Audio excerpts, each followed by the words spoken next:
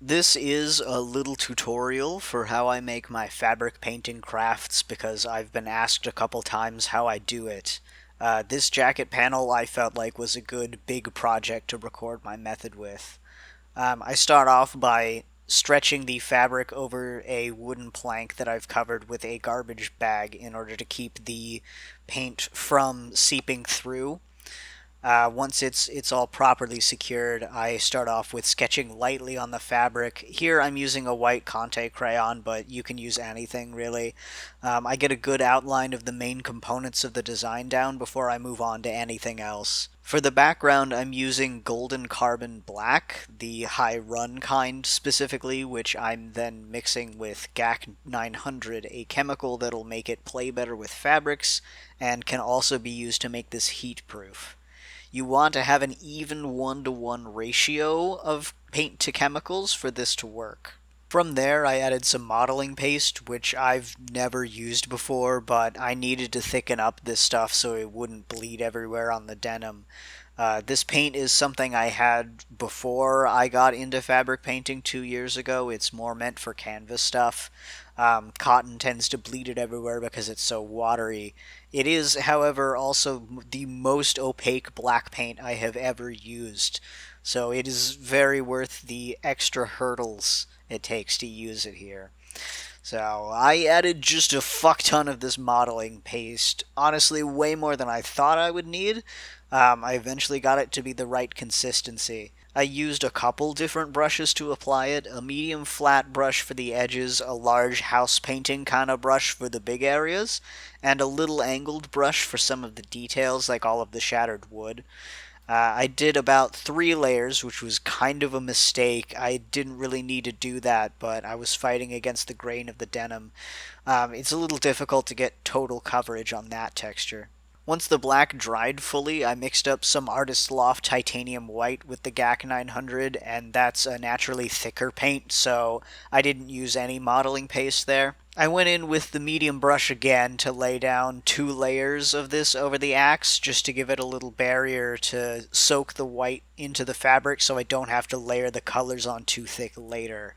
For the bits that were too intricate for the flat brush, I went in with a smaller pointed round brush. Once that was all dried, I pulled up my digital mock-up and one of my copies of John Dies at the End for reference and proceeded to lose my fucking mind painting all of this lettering. Fucked up the first letter immediately, but that's fine, I cover it up later. That's an important part of this process. Nothing with painting is really permanent. You can just paint over it. Full disclosure, for the first half of the lettering, I was using the wrong brush. I thought I had my smallest brush in my hands, but I did not. So here's a free tip that's only tangentially related. Keep your workspace organized. For the love of God. The day I finished the lettering, it was all nice and rainy out. When it was all dried, I set up a red tint and a blue tint for the handle and axe head respectively because I didn't want to paint on just flat white, and I'm fairly sure underpaintings make the color richer. Once that was down, I set about mixing up the axe handle's base brown using CraftSmart brown, red, and neon orange to get a good warm-toned brown. I decided to lighten it a little bit with my very finicky bottle of bright yellow before throwing in the GAC 900. You need to mix that in really well, by the way, or it'll look shitty. Once it was blended, I separated 2 pots from the main pot in order to make a highlight shade and a shadow shade. The highlight shade I added bright yellow and some leftover white to. The shadow shade I added bright blue and more red to. I then slapped down the base shades, doing a little wet-on-wet blending by swirling the brush in tight circles to get softer boundaries between the colors. The second layer was more of the same. I also mixed myself a darker brown by adding a little bit of black as well as more red and blue to the dark brown I made earlier, and I used it very sparingly here for deep shadows. Once that was dried, I took some of my leftover white and poured myself some new black in order to work on making the grays for the head of the axe. I mixed a lighter color first, then instead of darkening that, decided it would be the base color for the tip of the axe and instead made a second darker gray with some of the darkest brown I'd made earlier before adding more blue and a lot more black to make it as dark as I needed. Using the angled brush from earlier, I applied the first coat mostly just flat, but I sort of sketched out my highlights with some wet on wet blending. I just kind of kept layering from there using broader swirling motions, mixing a darker gray with just more blue and black in it for deeper shadows, using pure white for a few highlights. I realized at a certain point that the axe tip didn't contrast enough and lightened it by adding more white to the gray base I'd made for it, using that instead as a shadow tone.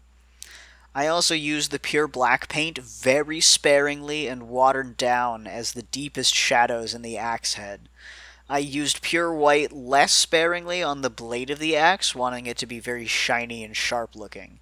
Then I returned to the handle to let that dry. The third layer on the handle, I began to hand paint wood grain based on a reference image I pulled up. I used both the darkest color and the lightest color I had mixed up for the handle and just painted the wood grain that I saw in the image. I don't have notes for how to do that here. Here's a tip. You can use saran wrap to keep your acrylic paint wet or close to wet. The reason I mixed the colors I knew I would use a lot of in multiple layers in pickle jars was to be able to reseal and preserve them easily. The last thing I did for the handle was to thin out the colors I'd used previously with a little water and repaint the base, shadow, and highlights over the wood grain, because the wood grain will still be impacted by shifts in value due to light.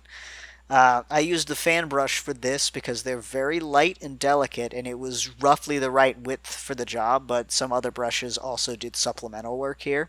I left that for some hours to dry properly, then came back and began carefully taping off the background because I'm about to throw paint at this thing.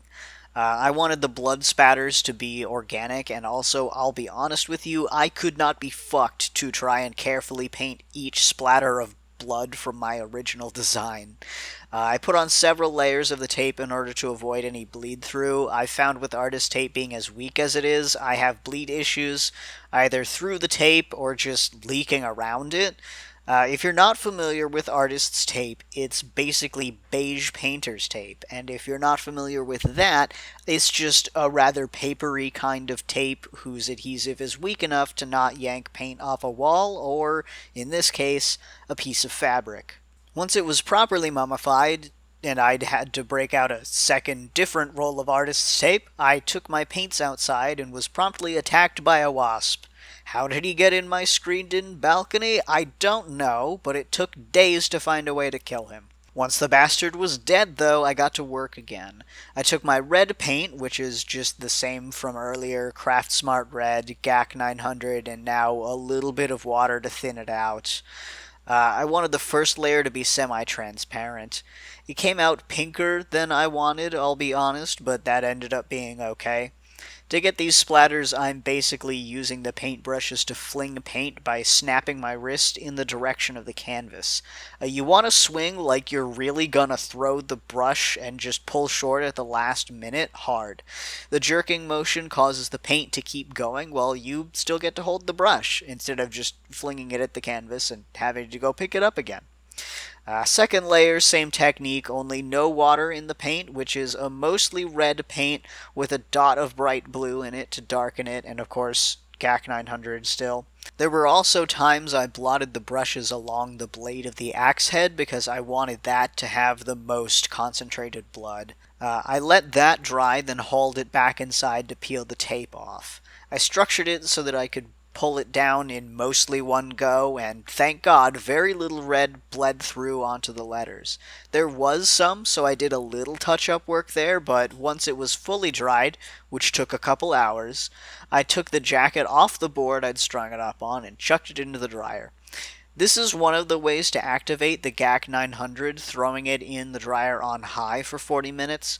My dryer runs hot and I'm scared of starting a fire, so I keep it on medium, but if your dryer isn't scary as hell, use high. This part was nerve-wracking for me. I've never used modeling paste with GAC 900 and was scared the paint would crack, but fortunately it didn't. Here's the jacket as it looks now, a brief outdoors shot here from my parents' place. I'm pretty thrilled with it, honestly. It came out just how I wanted it to. I hope this little walkthrough was useful. I think a lot of people find painting fabric intimidating. I sure did at the start, but just grab some cheap paint and a cheap shirt from Walmart or something and get going at it. Just have fun, you know? For all the little frustrations like the goddamn wasp, I really had fun with this project, so I hope if this inspires you to do your own projects that you have fun too. Also, show me your projects, please, if you want. I mean, I'd just love to see them. Bye!